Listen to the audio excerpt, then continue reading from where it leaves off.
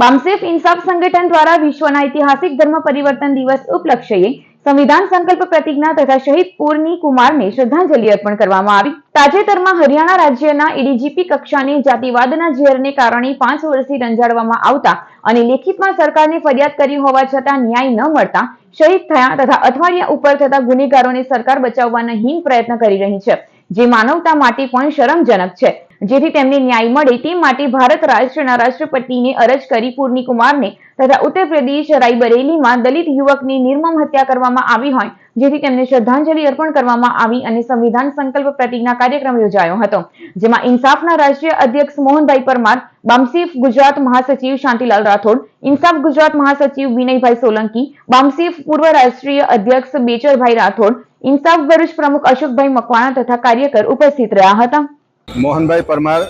રાષ્ટ્રીય અધ્યક્ષ ઇન્સાફ। આજ 14મી ઓક્ટોબરના દિવસે 1956ના રોજ બાબા સાહેબ આંબેડકરે હિન્દુ ધર્મ પરિવર્તિત કરી બૌદ્ધ ધર્મનો અંગીકાર કરેલ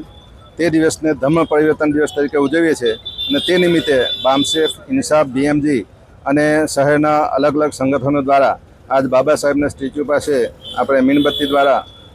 સંકલ્પ લીધો અને આપણે ભારતનું જે સંવિધાન છે એની પ્રસ્તાવિકાનું વાંચન કર્યું। આજ રોજ ભારત દેશમાં આપણે જોઈએ છીએ કે ભારત દેશમાં આપણા જે chief justice of India BR Gavai પર જૂતા ફેંકીને એક સંદેશો પાઠવ્યો છે અને એક ડર પેદા કરવાનો ભાવ પેદા કર્યો છે। આ ઉપરાંત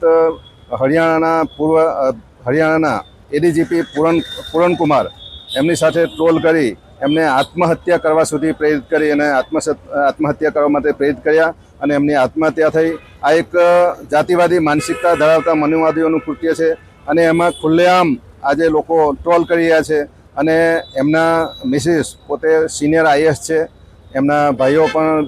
એમાં છે, MLA છે, છતાં પણ આટલો ટ્રોલ થઈ રહ્યો છે।